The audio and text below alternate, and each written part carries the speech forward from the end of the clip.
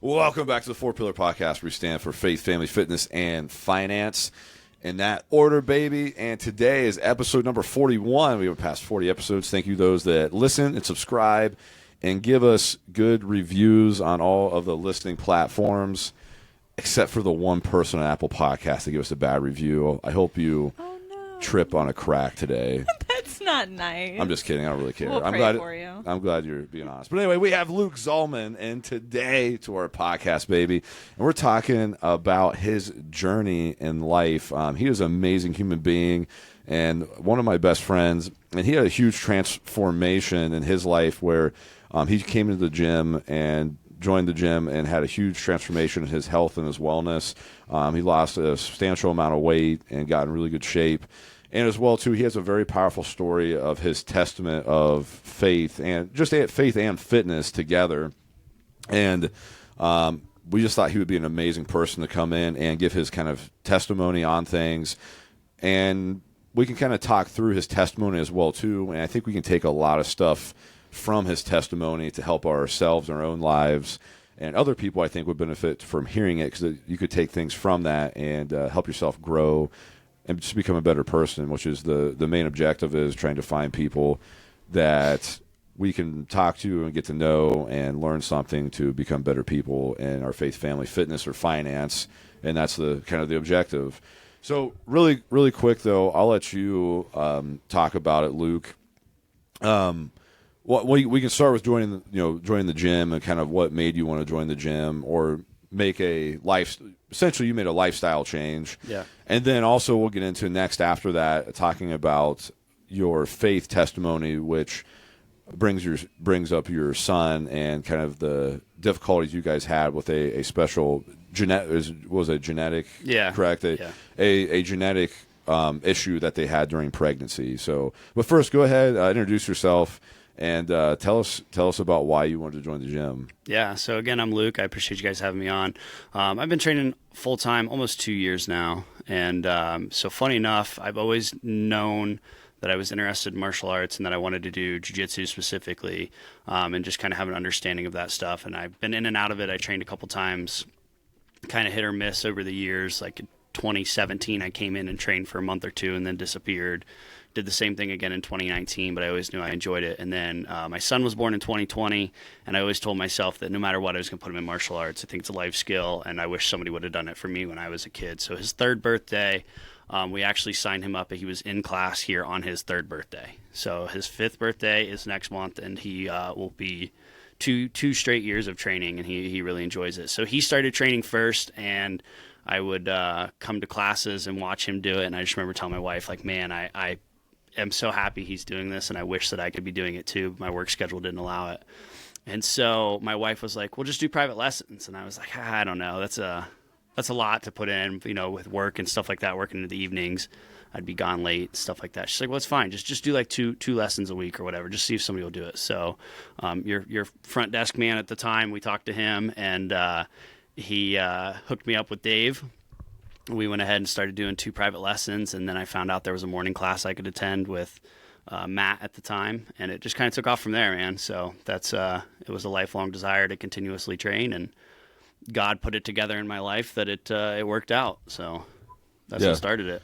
And then how much weight did you lose as well, too, when you did that? So heaviest to lightest, so I started off at like 280 pounds, probably close to like 40 or 42% body fat. At my skinniest, the last time I fought for IBJJF, I was down to like 218. So yeah, that's what I thought. You were roughly around, under 220, somewhere around there. Did you do a body fat percentage thing on that? Yeah, I was at 20.5% at that point. So that's huge, right? You're talking. You said 42. Yeah. What you were when you started. Correct, yeah. So you went from 42% down to roughly 20%, and that's a 22% body fat loss. And that is, like, extremely substantial. I mean, you think about it. What was the length of time for that? It was about a year? Right? Yeah, I would say probably. I started training in June of 23. And that would have been when I was 280. And then by the time I did my first big competition would have been, I think, July of last year we went to Virginia. So about 13 months. About 13 months. Yeah. Which is about right on track when I'm thinking about body fat percentage. What how did you feel like after you lost the weight? I mean, I felt really good. Like the big turning point for me actually was I remember taking my wife and we took our son to the playground, and like I didn't fit on the swing, and I was like, this is not okay. This is not good.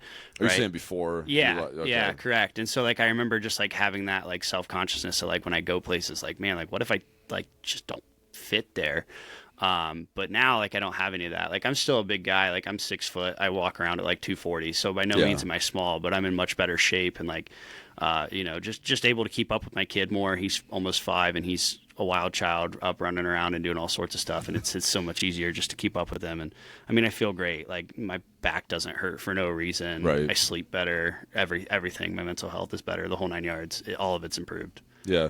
What would you have a suggestion for like tips for somebody that is wanting to start the process or during the process that like knowing now, right, the journey of it, what was something you'd tell somebody else that you wish you would have known or that you think people should know? Yeah, I think the biggest thing is kind of cliche, but find something you enjoy. I personally don't enjoy working out. I don't really enjoy lifting weights or running on the treadmill, so that's why diets and training before all of this, it never led to this kind of success because it was like when I was super high on motivation, I would do it, but the discipline didn't follow because I didn't enjoy doing it and I couldn't force myself to do it. Versus martial arts, it's not really, I don't feel like it's working out. It's more of a puzzle for me. Obviously, it is a workout and it's got extreme benefits and stuff. So just finding out what it is that you like and then just going and doing it. Sometimes you got to invest in yourself, set some other things aside, give yourself 45 minutes a day, or twice a week or whatever it is, and just go do it. Yeah, I think that's a huge the tip for people is you don't have to go and just like lift weights. You can have results in your fitness depending on finding something you enjoy doing or like to do. For example, like you chose martial arts, but I mean you could go play flipping racquetball or something or tennis or whatever that activity is if it's getting you to go, that's going to accomplish your goal. What about diet though? Did you, when you first started doing jiu-jitsu, did you change much of your diet or anything? Not at first. Once I started to get a little more serious about it and training full time, I did. But honestly, for the first probably year, I didn't even track macros or anything. Literally, I would do a rough cut calorie count in my head, and I was shooting for about 2,500 calories a day. So what really drives me insane about a lot of the fitness industry is how people like to micromanage diets and everything has to be this kind of diet or this kind of diet. And so when I talk to people about weight loss now and they ask me, literally it's calories in versus calories out. So I tell people like if you want to lose weight, pop your calorie count in one of those counters and stuff like that and just see, and then just keep a rough track of it. If you can eat 2,500 calories a day and stick to it, it doesn't matter if you eat 2,500 calories of ice cream a day, you're still going to lose weight. You'll probably feel horrible, but you know what I mean? Right. But you would still lose weight. So I tell people, just keep it super simple, right? Like when you're first starting out, you don't need to know what the best diet is and what the best fat is and this, that, and the other. You just need to focus on calories in, calories out. Yeah, correct. I think simplicity is the key, especially when you're first starting, is just, cut down your calories and exercise. And you can have a lot of accomplishments just by doing those two things. And it doesn't take rocket science, right? Right. If you eat this amount of food, like don't eat the same amount of food and exercise. Yeah. Yeah. And that's what you did. And now everybody's body's different. There's different things that go on there. But I mean, for the most part, I mean, super simple approach. And I mean, you flip and cut down 22% body fat in a year. I mean, that's super huge. That's super huge accomplishment. Thank you. Yeah. Like a really big accomplishment. Not everybody can do that. Well, I mean, everybody can, but not people can't follow through to do it, is what I mean by that. Looks like you were wanting to say something. No, I thought it was kind of funny how when you brought up Rhett, Ian and I both smiled. I feel like anytime Rhett's around, people just smile. He just exudes energy and positivity. I know as a parent, you probably don't see that all the time besides the energy part. Yeah. But, I actually remember it was one of the first times Hannah brought Rhett in for jiu-jitsu and seeing him run around and everything. But Hannah joined you in the gym, and she was always very supportive. I mean, you brought up the point of like she was pushing you to like, well, you should do that. Just go talk to them about doing it twice a week and get personal training and stuff. Can you kind of touch on how, because you guys have been, you were middle school sweethearts, right? High school, yeah. yeah. So do you I'll want to get into touch that in a on, minute, yeah. because we've talked about like having a supportive spouse and support system and stuff like that. If you want to kind of brag about Hannah for a little bit, my favorite subject. Yeah, of course. Yeah. Yes, I would love to do that. So I actually saw a video. A former boss of mine runs his own company in the mortgage business now, and he kind of went viral with a video that basically said who you marry is going to determine whether or not you're successful in business or not. Oh yeah, and I really like embodied that. Even though I don't run my own business, just in life, like I think if you don't have the support of your spouse, right, you're trying to fight a two-front war. You're trying to get stuff done on one end of things, but then you're also trying to kind of keep the peace and things like that. And if you and your spouse aren't on the same page, it's really difficult to accomplish stuff and have a healthy marriage, in my opinion. So yes, my wife's been extremely supportive. She still is. And then she benefited from this stuff as well. So she loves the gym. She comes in, she trains. We got our blue belts in karate together as well. So it was something we could kind of do as a bonding thing. But yeah, she's been the driving force for really all of it. It was her idea to begin with. And then also I've spent hundreds of hours on the mats with Ian and other coaches around here. And when I'm doing that, usually she's taking care of the kid. Right. So it's the price has to be paid by somebody. And a lot of times it's her, and she just kind of embodies that. And she's willing to do that, and it benefits me a lot. She has really jumped in as far as support goes. You and her both went to Virginia with Ian and I last year, and we really enjoyed that. We, drove 7 hours one way for a 4-hour tournament, and nobody complained. We all enjoyed it. So yeah. It means the world. I wouldn't be able to do what I do, and I wouldn't be in the position I'm in today without her. So yes, love her dearly. She's always treated me really well.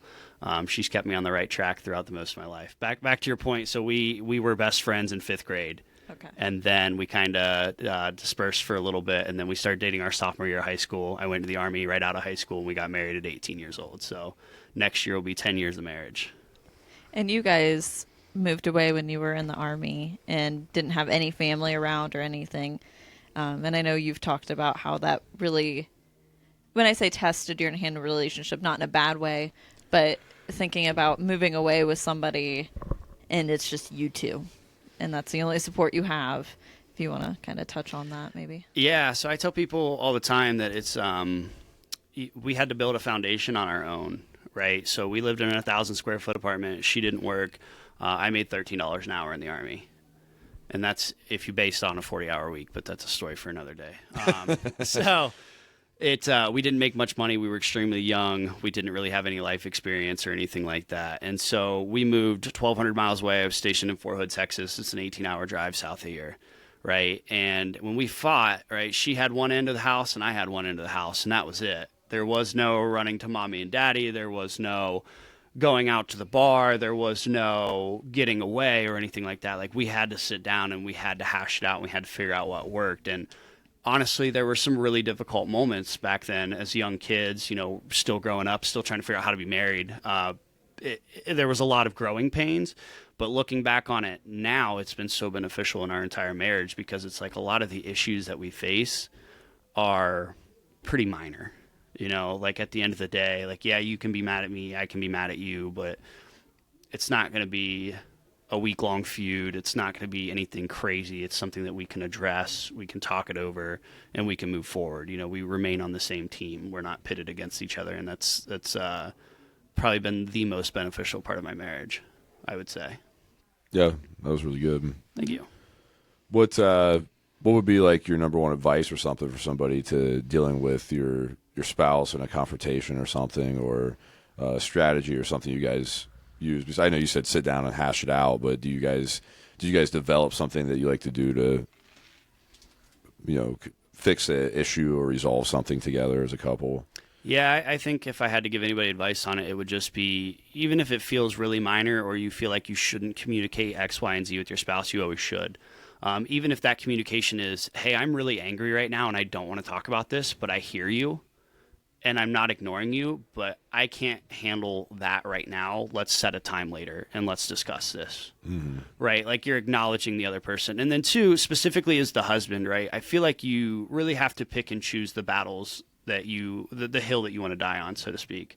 Right? The non-serious example that I give people all the time is, when my wife takes out the trash, what she really does is she takes the trash bag out of the trash can and puts it in the garage. That's why I say we'll never get divorced, because then she'd have to take the trash all the way down.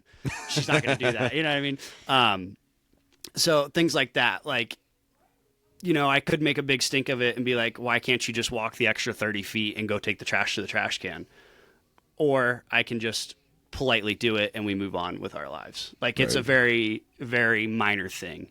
If something that I asked her to do, she maybe didn't get it done or she's busy or whatever. So then I just go ahead and I do it, instead of being like, well, I told you I wanted you to do this and you said you were going to do it and it didn't happen, and vice versa. She does a lot of that for me too. Sometimes she asks things of me that I just don't deliver on. And we just kind of, these minor things, big picture, right? There's things that you and your spouse should agree on, your finances, your faith, your parenting style and things like that. Those are hills where, hopefully you've already gotten on the same page before you're married and stuff like that. But just really sorting out big versus small, because sometimes these ginormous arguments are caused over things that are just like literally that big. It's something that could be a blip in the whole thing, but somebody's blown it out of proportion. So that Absolutely. was kind of long-winded. I apologize, but that was a good answer. Yeah. Absolutely. Yeah, and anybody that's been married for any length of time obviously has experienced that, I would feel like, or say. yeah. Yeah. Yep. Yep. Okay. I think this is a good segue to kind of go into your faith testimony.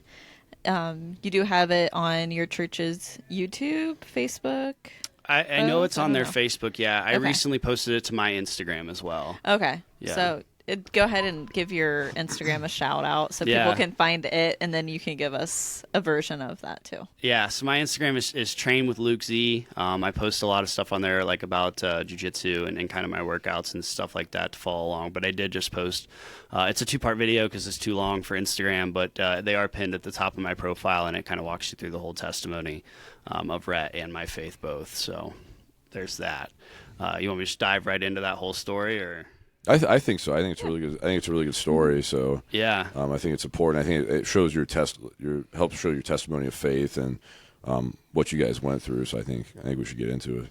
All right. Yeah. So it's I've told the story a million times, and I'll continue to tell it because it's really interesting.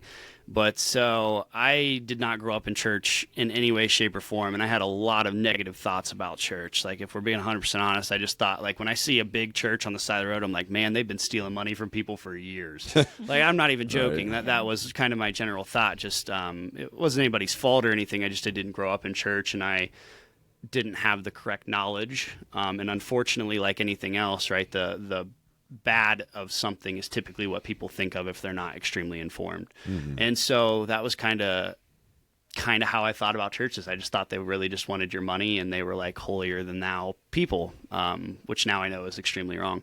But so my mother-in-law actually should get the credit for all of this, because she was the one who was like, hey, we're attending this church now here in town. It was Storyside. They used to be in the Armory. Here across town, super small. And she was like, I would love it if you guys would go with us. And I was like, oh boy, here we go. Right. So I go to the first service and I'm like, yeah, okay, sure. Whatever. But my mother-in-law enjoyed having us there. My wife enjoyed it. So we decided to keep going. I was like, you know what? My mother-in-law loves it. My wife's happy. We'll go. Right. And it's like once a week for 45 minutes an hour. Yeah. Right? I can daydream for an hour. You know what I mean? Like, right. Yeah, it'll be fine.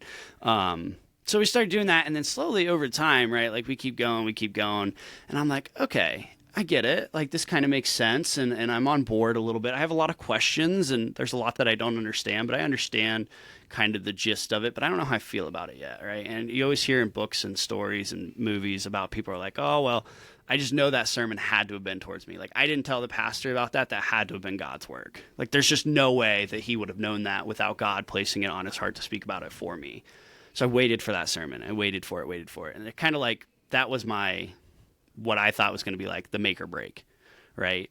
And it happened, just not in the way that I thought it was going to happen, right? So my wife and I knew that we had wanted kids and stuff like that, and we were kind of struggling with that. And so in the book of Nehemiah, there's a story about how a wall has been torn down and he's going to rebuild it brick by brick.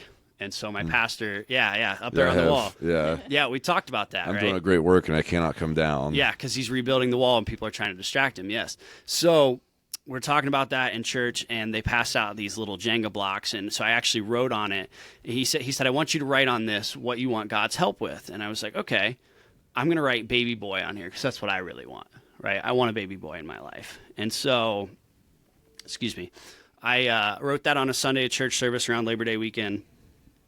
Pardon me.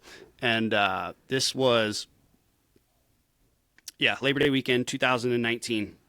I worked nights at the time, and that following Tuesday, my wife calls me, and she's like, I just don't believe it. And I was like, yeah, what don't you believe? And she's like, I just don't believe it. And I was like, okay, what do you not believe, sweetheart? Like, tell me what you're talking about. And she was like, I'm pregnant. And I was like, not even 72-hour turnaround, right? Like, Yeah.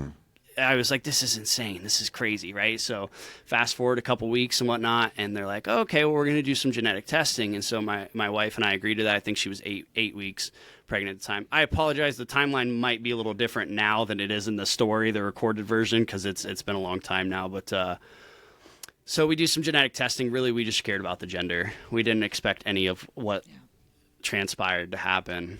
And so they come back after like a week or two, and they're like, I think you need to go see a genetic specialist. Your son's high risk for what's called trisomy 18, also known as Edwards syndrome. Third copy of the 18th chromosome, right? And it's pretty bad. It's basically a death sentence. It affects the development of the lungs, kidney, heart, brain, whole nine yards. It's bad. And if the kiddo has it, it's even if they make it through the entire pregnancy, most of them die at like 22 weeks, 24 weeks. If they make it through there, it just gets worse. Yeah. There's no quality of life. So it was really bad. And then just kind of set the scene a little bit. My wife and I at the time were 20 and 21, right? And this is the first go around for everything. We're young in our marriage. We're young in general. And so it was a lot. So we go and we do some genetic testing and stuff like that, and did some additional genetic testing. And the doctor comes back and he's like, I'm sorry to tell you, but your son does have trisomy 18. So, okay. So we kind of wrestled with what are we going to do about this? Like, how do we handle this situation, right? And so I wrestled with it for a long time, and this is where the turning part of God really happened in my life. Because as a husband, Ian, I'm sure you can relate to this, as most husbands will be able to, right? Like, that's your wife. You never want to see them upset. You never want to see them mad and things like that. Like, you're the provider. You're the protector. Like, my sole purpose, right, is to make things okay for you. Right? As your husband, like, that's my purpose, right? And so I just, like, my wife is obviously, very rightfully so, she's devastated, you know, and I'm sitting there like, I cannot do a thing about this for you, and I don't know how to handle that. So I just remember leaning in and being like, if there's a God, this is the time, man. Like, this is what I need from you, right? Like, I prayed for the baby, I wrote it on the block, you gave me the baby boy, and now I'm afraid you're going to take him away from me. But I also remember thinking to myself, as we got deeper into this, regardless of what happens, right, God still gave me that baby boy to begin with, okay? And even if I don't get to see him in this life, I will in heaven, right? And I remember thinking, like, this is how I know there's a God.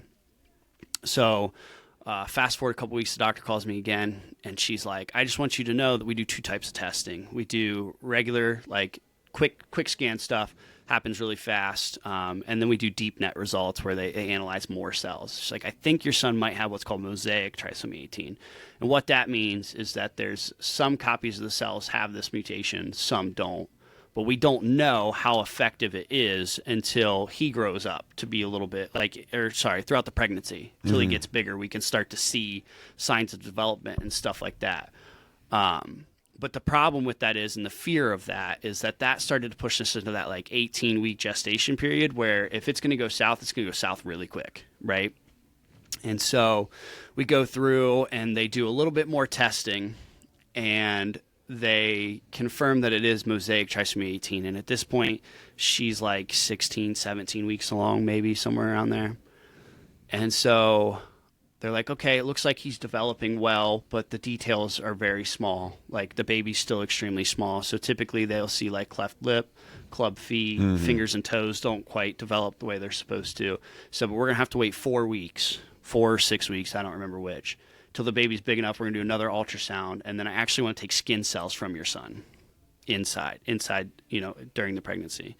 So that was a really long 4-6 weeks. Oh, it yeah. was extremely treacherous. It was like happy, sad, every roller coaster of emotions, because it's a coin flip, right? If he has it, this isn't going to end well. If he doesn't, man, it's a miracle. And so we go through, and my poor wife, she had to take a needle right through the belly button, like that long. Oh, I'm sure. Yeah. It was gross, right? And I'll never forget, I'm watching the ultrasound. I'm watching them guide the needle through. Right in the bottom of his foot, they tickled his foot because he kicked it away as soon as they did it. They just scraped the bottom of his foot, right? And they come back like a couple weeks later, right? And they're like, this is Friday before Thanksgiving. And they're like, I want you to know that I've never seen this before, but the placenta has it, your son doesn't. Now, I'm not a doctor or biologist or anything like that, but my understanding is the placenta and the baby come from the same cells, right? So 99.999% of the time, what happens to one happens to the other. And so the doctor's like, I don't know how this happened. So back up a little bit, and the geneticist, so we had a genetic counselor, and she had told us that this was a possibility. Mm-hmm. But the numbers that I know is that there's 20,000 babies in the United States every year who are born with trisomy, or who are diagnosed with trisomy 18. Mm-hmm. So less than 1% of them have mosaic trisomy 18. So less than 200, right? She said 1% of that 1%. So less than 2. Wow. Less than 2. So one baby every year has it in just the placenta, and the baby does not have it. Now, keep in mind, there's 2.5 million babies born in the United States every single year. These statistics are a little outdated, right? But there's 2.5 million babies born in the United States every year. So I prayed for this little boy on a block 3 days before I found out that my wife was pregnant with him. And now you're telling me that he is one out of 2.5 million babies in the year of 2020.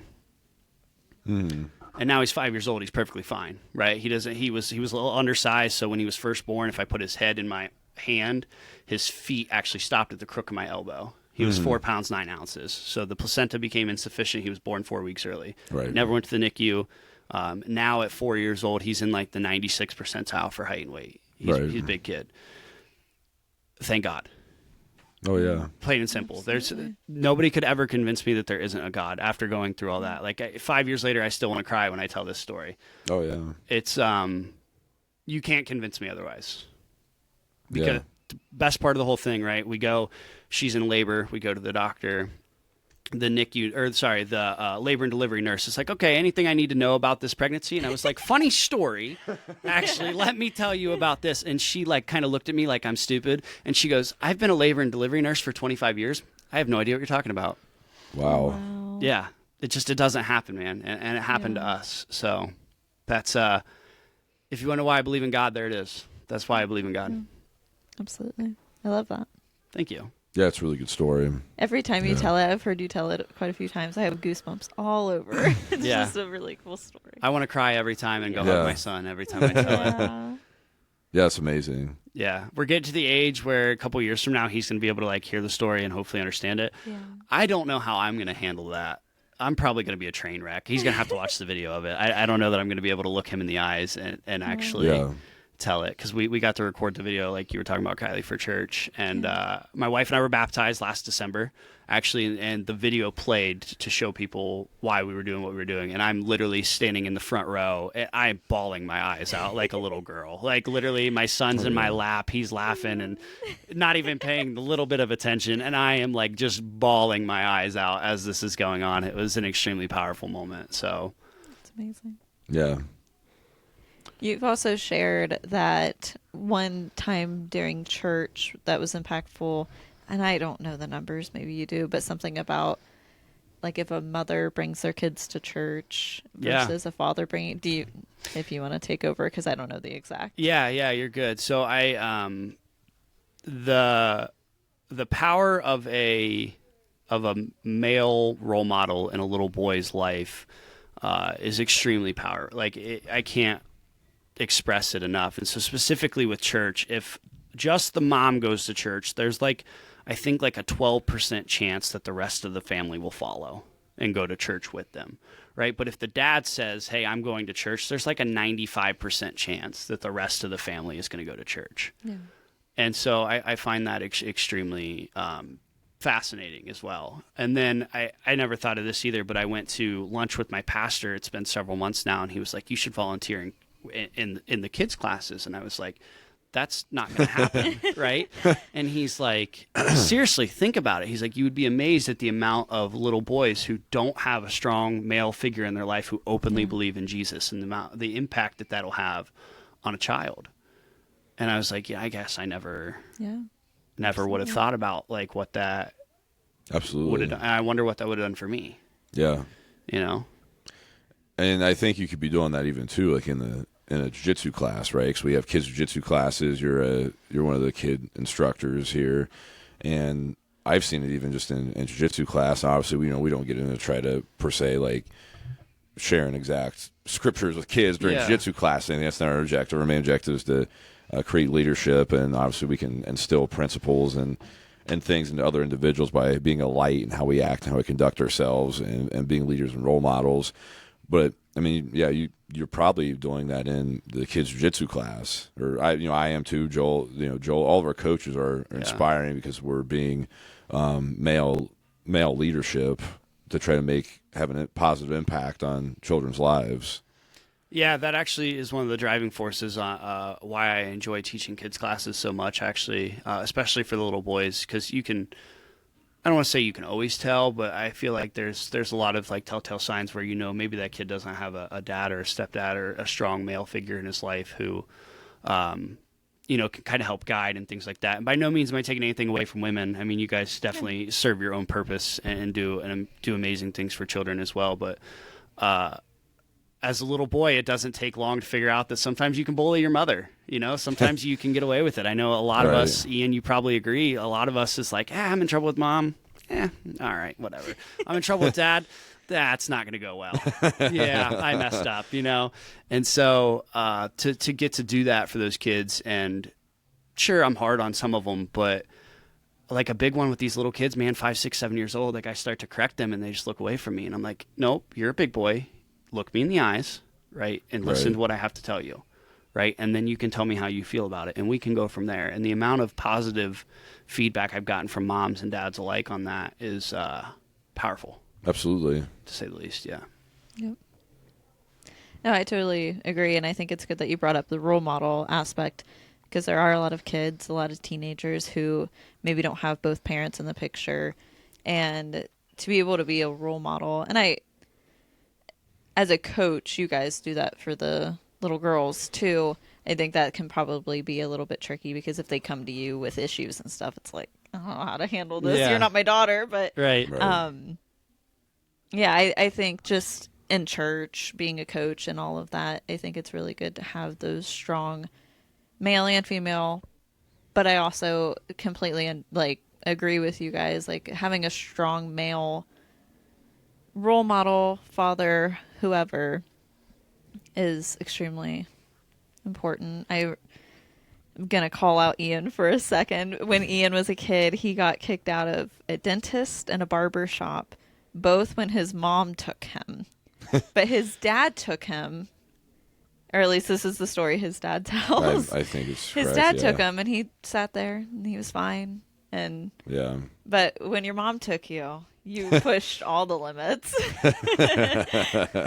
I 100% believe that. Yeah. And his mom is the sweetest woman. Love her to death. But I could totally see him walking all over her. That's I mean, I feel like most women, especially like as a parent, right? They're like, you know what? Like, you've just upset me. I'm gonna just go mind my own business for a minute, and I'm gonna I'm going to settle down for a minute. And sometimes I think those kids, depending on the kid, like my son, he's like, oh, I won. I got it. Like, I got it in the bag now, right? Versus like with me, sometimes like I get in these like matches with him and I'm like, no, like I'm in charge, son. You know what I mean? So sometimes it's super counterproductive and you just don't get anything done. But I think with little boys, like they need even like the teenage boys that we coach, right? Sometimes you can tell they're like, oh, I'm the big man on campus. And it's like, okay, come over here. Let's roll for a minute, right? And you just pin them there for a few minutes, right? And they're like, oh, okay, maybe I'm not the biggest, strongest, baddest one around. Maybe I should roll that back a little bit, you know? So, yeah, it's It's funny. It's super interesting, I think. And it's something I'm super proud of too, to be able to be a part of that for not just my son, obviously, but for other people as well. It's very important. Absolutely. Did you have anything else? Sorry.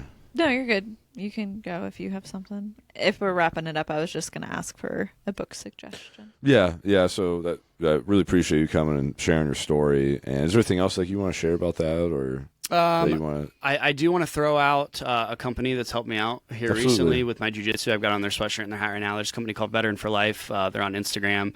Super amazing people. As we talked about, I'm a veteran of the Army, and they actually they help people. They help pay for stuff that it improves mental health for veterans and stuff like that. So they have some jiu-jitsu gear, they have surf gear, shirts, hats, polos, the whole 9 yards. So go check them out. They've been extremely good to me, and I really appreciate them. To answer you, Kylie, a book recommendation that I recently read is 7 Years to Seven Figures. I don't even remember who wrote that. Do you, off the top of your head? Yeah, I can't remember the guy's name. I can't either. But it's probably at least 20 years old, but it's a really good book, and it's just about how you can kind of steward your finances in a little bit of a more efficient way to kind of get out of that rat race of like, I just don't have enough money, or I'm just not making enough money. So that's been pretty heavy on my mind recently. That would be my book recommendation. Michael Masterson. Okay. Yeah, I think I believe I have the correct book. That sounds correct. Yeah. Do you want to give us your Instagram one more time? Yeah, so it is Train with Luke Z, and that is on Instagram. It's on YouTube too. I think it's just Train with Luke, but there's not as much on the YouTube channel, but it is there as well. Awesome. Yeah. All right. Yeah, thanks for coming in and talking with us again, Luke. I think, obviously, if you have any questions more about his story or something you want to know about him, please send him a message or let us know. But I think there's a lot of stuff you can take away from that if you're listening, as far as dealing with maybe your own faith journey and what faith can do for you, and just how to how to get started and have faith in something and move forward in your life. And I guess really quick too, do you have any other suggestions with somebody that's like starting their faith, or like I know that kind of sparked your interest in God with dealing with that with your son, but kind of what also, obviously you sat in church all those weeks, like what made you open to it? Yeah, I think what really kind of cracked the door is I don't even know a good way to put this without it sounding probably terrible, but like honestly, I think about this quite a bit, and it's like, let's say that we're wrong, right? And there is no God, but I decided to be what I view a good person, right? I care about others. I want others to do well. I pray that other people improve, that good things happen to these people. I'm willing to help. The things that we're commanded to do in the Bible, right? Let's say I live out those principles and I'm wrong. There's no harm done by that, right? Versus if it's the other way around, right, and you don't do any of those things, right? Like maybe you're not a bad person and things like that, but even if you're not necessarily craving the Lord where you're at right now, just kind of looking at the things that these people do, because most people, I would say 99% of people who I know who genuinely believe in God and live out their ways, you can call them at any time. They would do anything they could to help you with expecting nothing in return, right? Like they want you to be okay. They want you to help. They want you to be able to achieve your goals. And life's hard, man. We're not built to do it alone, as much as a lot of us think that we can do that.